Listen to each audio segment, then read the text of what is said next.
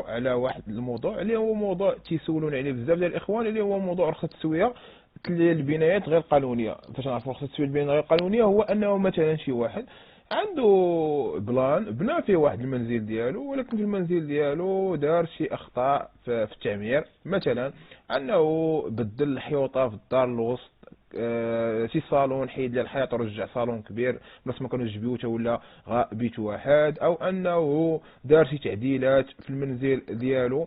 التعديلات هي غير قانونيه. باش نقولوا غير قانونيه يعني موجود ما كايناش في البلان. الدولة رجعت على أن هاد الناس هادو تدير معهم واحد المصالحة اللي سماتها رخصة التسوية، لأن كاين بزاف ديال العديد ديال الإخوان أنه تيبغيو البيرمي دابيتي ولا باش يدخلوا المكانة ديال الماء والمكانة ديال الضوء، فاش أنه ما تكونش عندهم هذاك الشيء هو هذاك، تيضطر أن المهندس أو كذلك الناس تاع الجماعة اللي خاصين بالتعمير فاش يجوا عنده المنزل ديالو على حسب أنهم يشوفوا واش هذاك الشيء مطابق للبلان، يعني داكشي اللي بنى واش مطابق للبلان، تيلقاو أنه داير أخطاء في التعمير وتيطلبوا منه أنه يريبو او انه هادو ما تعطيوش رخصه ديال سميتو رخصه ديال السكن. ولكن حاليا الدوله ارتأت الى انها تخرج واحد الرخصه اللي سميتها رخصه التسويه، وهذه رخصه التسويه هي واحد القرار اداري صادر عن رئيس مجلس الجامعه، الغايه منه هو تسويه البنايات الغير القانونيه المنجزه اصغالها دون الحصول مسبقا على رخصه البناء، أو المجزى بعد الحصول على رخصة البناء دون التقييد من مضمون الوثائق التي سلمت على أساسها هذه الرخصة، احترام الضوابط القانونية والتنظيمية الجارية للعمل والحفاظ على سلامة المباني والمواطنين. فاش نقولوا بدون رخصة البناء يعني أن الناس مثلا اللي كاين في القرويين، أو أنه البلاصة اللي كاينة فيها مثلا شي أرض شبه حضارية وتينوض الاخوان تيبنوا فيها مثلا شي منزل ويبنوا فيها شي حاجه بدون ما ياخذوا رخصه البناء، ممكن انهم يسويوا هذاك المبنى ديالهم. وكذلك بعد الحصول على رخصه البناء يعني انه تنفعوا البيرمي دو كونستركسيون، ومن بعد عابت الساعات تنغيروا التغييرات اللي تنديروا في المنزل ديالنا، يعني قالوا بعد الحصول على رخصه البناء وما قالوش بعد الحصول على رخصه السكن، غير باش يكونوا الامور واضحه، حيت كاين بعض الاخوان تياخذوا البيرمي دابيتي وباش يسدوا لاكور، هذاك لاكور عنده تهويه، يعني كاين بزاف الامور، يعني ماشي اي رخصه تاع التسويه ممكن انهم يعطيوها لك، غير باش تكونوا واضحين. الاخوان اللي بغاو رخصه التسويه راه كاين واحد الشروط اللي تعتمدوا من الدوله باش انه تعطيك رخصه التسويه، من غير هاد الشروط هادو ممكن انها تقول لك ريب هذاك الشيء اللي زدتي. وهذا الشيء غنهضروا عليه في الفيديو ان شاء الله باذن الله، غير يكون عندكم نفس شويه طويل. بالنسبه لرخصه التسويه البنايات الغير القانونيه ضروري من الوثائق اللي غادي يكونوا في هذه الرخصه التسويه، هو اول حاجه كل وثيقه تثبت الملكيه او تخول سائب الشأن حق القيام بالتسويه المزعم انجازها. تثبت الملكيه يعني شهاده ديال الملكيه، شهاده الملكيه او شهاده اداريه تثبت ان هذيك البقعه ولا هذاك المنزل ديال هذاك الشخص ودار فيه هذيك سميتو دار فيه هذيك البنايه. ثانيا التصميم يشمل جميع طوابق البنايه والطوابق السفليه وتحت ارضيه وكذلك السطوح. التصميم يعني ان بلون دارشي اللي فيه البنايه اللي هي لا كونستركسيون، يعني اللي هي هذيك لا بيت سميتو هذاك الميزون ولا هذيك الفيلا اللي تزاد فيها هذاك الشيء.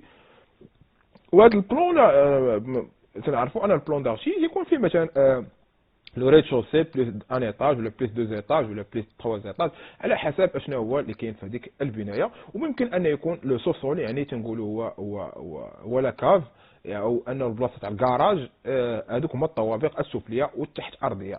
وكذلك السطح هو التيراس معروفه.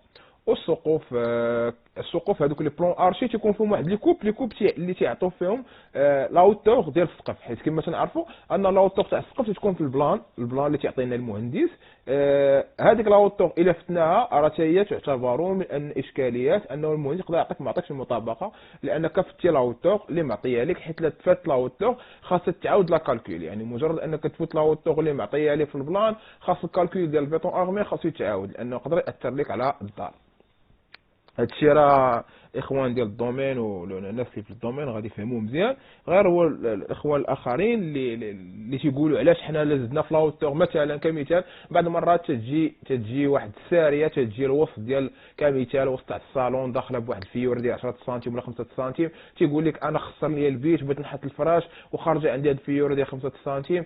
راه ماشي هو اللي حطها هكاك، ولكن راه كاينين دي زيتود وكاينين دي شوز اللي خاصهم باش انه يتحط هذاك البوطو ولا هذاك البوتخ تخرج تحطها بحال هكاك.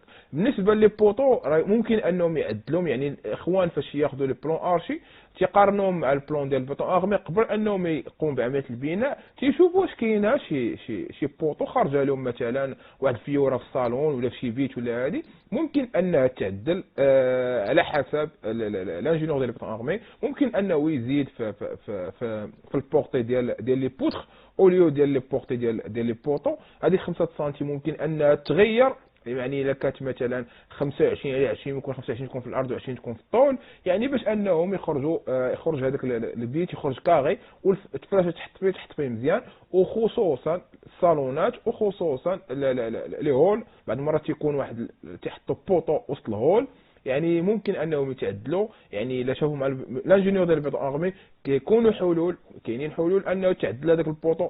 راه هذه المهنه ماشي قران منزل، يعني داكشي اللي كاين هو اللي خاص يكون، ممكن انه يكونوا تعديلات. وهذا البلان اللي هضرنا عليه تيكون بواحد المقياس لا يقل على الاشد ديالو 1 على 100، ويجب ان يبين تصميم الطابق السفلي وحدود الطريق المحاذي له، وان يتضمن جميع نقاط الحدود الخارجيه للبقعه وعلو الرصيف ومساحات الساحات سواء كانت صغيره او كبيره، وكذلك المقاييس التي تمكن من مراقبتها. هادشي كلشي يكون في البلون ارشي، وهذاك الشيء اللي تريب خاص يكون بسميتو، هذاك الشيء اللي كان خاصو يكون باللون الاحمر او اللي القديم، وداك الشيء الجديد اللي مراد بناء واللي تبنى يدار بالصفر، باش ان الواحد غير يشد البلان يعرف اشنو تزاد في هذيك البنايه، يعني اشنو تزاد اوتوماتيكمون، لان ضروري تدوز واحد لا كوميسيون تشوف هذا الشيء. الطلب يحمل توقيع صاحب الشأن او كل شخص تم انتدابه لهذا الغرض وفق النموذج رقم 5 من الملحق بالمرسوم رقم 2/575. هادشي يمكن انك تاخذه في الجامعه او تاخذه في الوكاله الحضاريه بطبيعه الحال. تصميم مسلم من طرف الوكاله الوطنيه للمحافظه العقاريه. التصميم هذا البلون توبوغرافيك ممكن انك تاخذوا المحافظه العقاريه تخلصوا وتاخذوا الا كان العقار محفظ، او تصميم توبوغرافي. وفي حاله ما كان العقار غير محفظ تجيب ان توبوغراف اللي تيصاوب لك لو بلون توبوغرافيك ولا البيلون ديال ان بلون كاداسترال، وهذاك الشيء اللي غادي تلقاو فيه لي بورن ديالكم فين الحدود ديالهم، واش انكم خارجين. بعض المرات تيكون الاشكاليه انه الاخوان تيدخلوا في الارض ديال الدوله مثلا تيحطوا تيجيو البناي تيبني بدون ما يحط لي بورن، فاش يبني ويسالي وفاش يجيو تعبروا الدار تلقاو ان الدار زايده في الميتراج ديالها، هذاك الميتراج تلقاو انهم داخلين في الملك العام. من حق الدوله انها تفرض عليك انك تريب هذيك لافاساد وتريكولي ترجع باللور، ولا بعض المرات تكون تسويه بحال ما الا كانت هذيك الزنقه انها زنقه كبيره وكاين فيها كيفاش دير ممكن ان تسويها، وبالتالي تطلب منك الدوله انك تعطيها لي بورن ديالك الصحاح اشنو هما. تيجي ان توبوغراف اللي تياخذ لي بورن اللي كاينين حاليا وتيشدوهم وتحسبوا المتراج مقارنه مع المتر كاري شحال في هذيك المنطقه، وتتخلص هذاك الملك العام للدوله. وهادشي اللي كاين. نسخ من وصل اداء الخدمات المؤدى عنها، يعني الخدمات المؤدى عنها هي الخدمات الجماعيه، رخص البناء ورخصه السكن ورخصه استغلال الملك العام اللي كانوا قدام. جدد التعريف تحميل توقيعات لصاحب الشأن. التصميم المرخص به سابقا، يعني التصميم المرخص به سابقا بالرخص او بكل شيء ديالو. شهاده مهندس مختص، يعني فاش نقول على مهندس مختص هو الانجينيور ديال البيطون ارمي اللي تيدير لك واحد الاكسبرتيز اللي تيقول على ان هذيك البنايه اللي زدتي، يعني سواء انك مثلا زدتي شي بيت في السطاح ولا زدتي شي حاجه في وسط الدار، ولا هذيك البنايه اللي زدتي في كلا الاطراف، هذيك البنايه اللي زدتي ليس لها تاثير على المنزل، يعني ما غاديش تحقق لك هذيك الضاله ولا تيدير ان اكسبرتيز ديالو، يعني تيعاود لي كالكول تياخذ هذيك البنايه تيزيدها على هذيك الدار. يعني فاش نقولوا لي كالكول يعني تيكون واحد لي زيفور، يعني واحد الحمولات، هذوك الحمولات تيكونوا سواء الحمولات ديال الانسان اللي كان فوق منهم، ماكينه ديال الصابون، ثلاجه، يعني ديك الحمولات اللي تيكونوا يعني تيكون واحد لي شارج اللي تيتحطوا، هذوك لي شارج تيعاود يكالكولي غوكالكولي، يعني تيعاود يحسب هذاك الانجينيور ديال البيطون ارمي واش هذيك البنايه اللي تزادت واش الا حطيناها الفوق ديال هذاك المنزل ولا وسط الدار ولا هذه واش ما عندهاش تاثير، ولا رابط واش ما عندهاش تاثير. هذا ما يسمى بواحد الشهاده تعطيك الانجينيور ديال البيطون ارمي اللي سميتها ليكسبرتيز. وهذيك الشهاده هي اللي تعتمد على بطبيعه الحال اللجنه، وممكن في بعض الحالات ان اللجنه تخرج وتشوف هذاك الشيء بالعين المجرده ديالها، واخا تعطي لها تصور من المجرد ديالها. كذلك بعض المرات الناس يسقفوا لاكور هو بالنسبه للجنه او بالنسبه للجماعه ولا بالنسبه للناس ديال الوقايه المدنيه هذاك لاكور هو واحد لاصوغ ديال لاغياسيون، يعني توسكي الهواء وتنفس كوزينه باش ما يكونش حرائق، الا كان الله يحفظ ولا حضر السلام ما كانش حريق ولا داكشي يلقاو انه منين يدخلوا على الاقل هذاك لاكور يلقاو منين يدخلوا منه، ولا يلقاو على الناس يهربوا لهذاك لاكور انهم يتخباو فيه يعني مورا ما تجي هذيك الوقايه المدنيه، يعني تسناو في حضور الوقايه المدنيه وما جاورهما. اذا الثقافه تاع لاكور تؤدي الى ان الدار تتخنق، ولا تخنقات الدار يعني ان العافيه دغيا انها غادي تشعل في هذيك الدار. وهذا الشيء علاش خرجوا جوج رخص جداد اللي هما درنا عليهم في القناه ديالنا، ممكن انكم تدخلوا لها بطبيعه الحال وتشوفوا هاد الفيديوهات. هو رخصه النجاة الطاقيه ورخصه الهلاء والحرائق. رخصه النجاة الطاقيه اللي هي معروفه بالنسبه للضوء، يعني عدم استهلاك الطاقه، يعني ولاو تيلعبوا على النوعيه ديال الزجاج، لي فوناتر، لي بورت، هادشي. وكذلك استعمال الطاقه الشمسيه في المنزل.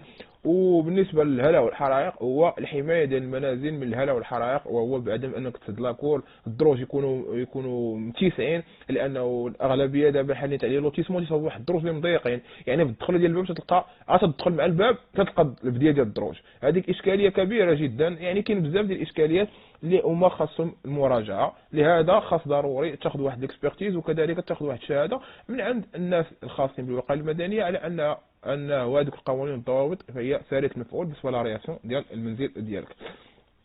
المصلحه المكلفه باستلام الطلب هي الجماعه المعنيه، وفي هذه الحاله كاينين جوج حالات. يعني الحاله اللي كنتي في النظام الحضاري فتلقى ان الوكاله الحضاريه هي اللي معنيه بهذا الامر، وكذلك تلقى بعض المرات الجماعه الناس الجماعه خاص بالتعمير. وفي الشبه الحضاري او المجال القروي تلقى فقط الجماعه هي الوحيده اللي مكلفه يكون عندها واحد الشق ديال التعمير، ومن بعد الساعات يمشوا يحددوا اللجنه تخرج اقليميا. المصلحه المكلفه بالتسليم هي البشويه المشوره بشويه المشوار بالنسبه لمشاريع البناء المجوده بمشاور القصر الملكي، وكذلك الجماعات انطلاقا الماده متعلقه بالجماعات، وكذلك الجماعه هي مكلفه باعطاء هذه رخصه التسويه.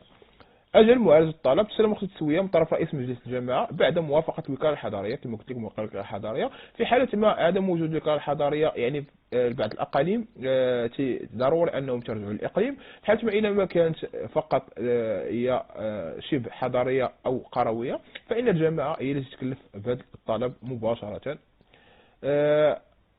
اشنو هما التكلفه في حاله ما بغات رخصه التسويه؟ التكلفه يعني رخصه البناء عندها واحد التكلفه ديالها، رخصه التسويه يكون عندها التكلفه ديالها. التكلفه ديالها هو من 10 دراهم الى 20 درهم للمتر مربع المغطى. عمارات يعني فاش تقول مربع مغطى يعني متر كاري كوفير، يعني متر كوفير يعني ماشي غير لاصون، ماشي غير البيريمتراج ديال الارض بوحدو، لا، فان البيريمتراج ديال ريتشوسي بلس 2 ايطاج، ولا لا كان لو سوسول يعني السوسول بلس شحال من ايطاج كاينه، تيحسبوا لو متر كاري كوفير ديالهم تضربوا في 10 درهم ولا 20 درهم على حسب المنطقه، كل منطقه والثمن ديالها ما تيتحكوش محدد. والعقارات المعدة لغرض صناعي أو تجاري أو مهني أو إداري من 20 درهم إلى 30 درهم المتر مربع المغطى للمساكن الفردية. يعني 10 درهم ل 20 درهم هو فقط للعقارات المعدة لغرض صناعي تجاري أو مهني أو إداري. بالنسبة ل 20 درهم 30 درهم المتر مربع المغطى بالنسبة للمساكن الفردية لابيتاسيون بيرسونيل اللي هما يحدد سعر الرسم في قرار الجبائي الجماعات المعنية حسب الرسم على عملية البناء موضوع رخصة التسوية البنايات على أساس المساحة المغطاة في متر مربع، ويؤد كل جزء من متر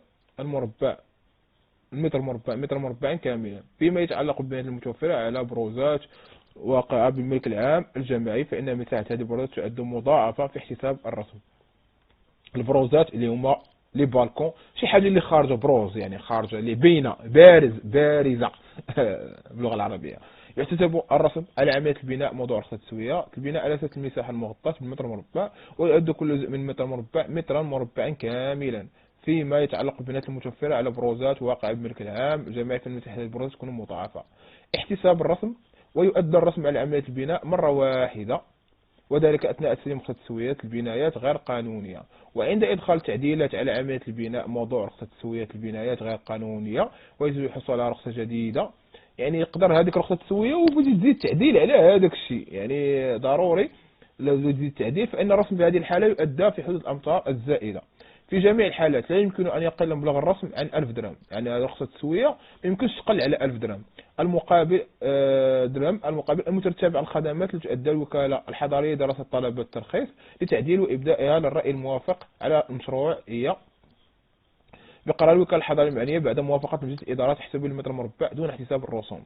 يعني لو طو اون ديغام باغ متر كاري اور تاكس، يعني اور تاكس، يعني تتزاد لو 20% ديال تي في. بالنسبة للمساحات المبنية المتعلقة بالرسوم القانونية، النصوص القانونية اللي تهضر على هادشي، يعني الناس اللي بغاو يمشيو يقلبوا على النصوص القانونية وقرروا مشاركة بإحداث الشباك الواحد رخصة التعمير. القانون المتعلق بالتعمير كما تم تغييره وتنميته 92. المرسوم المتعلق بتحديد إجراءات كيفية منح رخص الإصلاح. القانون المتعلق بالحفاظ على المباني التاريخية والمناظر والكتابات المنقوشة والتحف الفنية والهادية. المرسوم المتعلق بالموافقة على ضابط البناء. القانون المتعلق بحيث الوكالة الحضرية. قانون التنظيم المتعلق بالجامعات. قانون المشترك. قانون المتعلق بجبايات وقانون المشترك تحديد بوجوبية الوثائق اللازمة. إخوان والأخوات اللي يتبعوا معنا هذا الفيديو هذا، تنقولوا لكم أن رخصة التسوية ماشي ضروري أن تعطى لكم، ممكن أن الجامعة ما تعطاش لكم نهائيا. ثاني حاجة، الإخوان اللي تيكونوا تيبنيو وداروا واحد لافوت في البناء، يعني تيكونوا تيبنيو مثلا وبداو تيغطوا في لاكور، إلا جاو عندك شرطة ديال التعمير أو شرطة إدارية من حقهم أنهم يحبسوا لك البناء. هذه حالة بوحدة، هذه يحصلوك دير واحد لافوت في البني. يعني جاو شرطة مثلا إدارية جات فتراقب هذاك الشيء اللي عندك، لقات أنه ممكن أنهم يحبسوا لك الورش لأنك درتي غلط في البناء. هذا الشيء ما تدخلش في شق رخصة التسوية، هذا شق بوحدو، شق آخر غير باش ما يتخلطوش على الإخوان الأمور. رخصة التسوية تتكون في حالة ما أنك إلا بنيتي وما جاوش عندك الشرطة ديال الإدارية أو الناس تاع التعمير أو المكتب ديال التعمير اللي تكون تابع للجامعة، أو أنك بنيتي بدون رخصة البناء كذلك، ولا برخصة البناء وبنيتي، يعني شق كاملين يدخلوا في واحد نطاق آخر. أنا رخصة التسوية تدخل في النطاق ديال أنه مثلا أنك بنيتي زدتي واحد البناية وأثرتي هذيك البناء، أثرتي على جارك، مثلا حبستي عليه الشمس، حبستي عليه الضوء، داكشي. إلا مشى جارك وشكل هذا القيادة، هذا أمر بوحده عاوتاني تدخل في المحكمة، قدر أنه يا إما وغالبا تقول لك أنه يجب إزالة البناية وإرجاع الحال على ما هو عليه. المهم غير باش تكونوا فاهمين، رخصة التسوية عندها نطاق بوحده، يعني نطاق قانوني بوحده، والحاجة اللي تكون زايدة في البناء ومخلة وفيها بزاف ديال الأمور هذيك عندها أمر ديالها بوحدها. إلى هنا نهاية الفيديو، نتمنى الإخوان أن يكونوا استفدوا من هذا الفيديو هذا، وإلى فيديو آخر إن شاء الله، والسلام عليكم ورحمة الله تعالى وبركاته.